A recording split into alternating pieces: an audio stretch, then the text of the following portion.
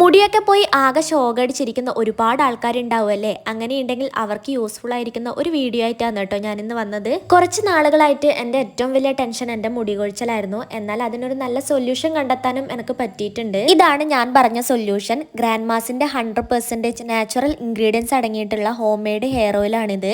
ഞാൻ ഒരുപാട് നാളായി ഇത് യൂസ് ചെയ്യാൻ തുടങ്ങിയിട്ട്. ഞാൻ യൂസ് ചെയ്ത് റിസൾട്ട് കിട്ടിയതിന് ശേഷമാണ് ഞാൻ നിങ്ങൾക്ക് മുമ്പിൽ ഇത് ഇൻട്രൊഡ്യൂസ് ചെയ്യുന്നത്.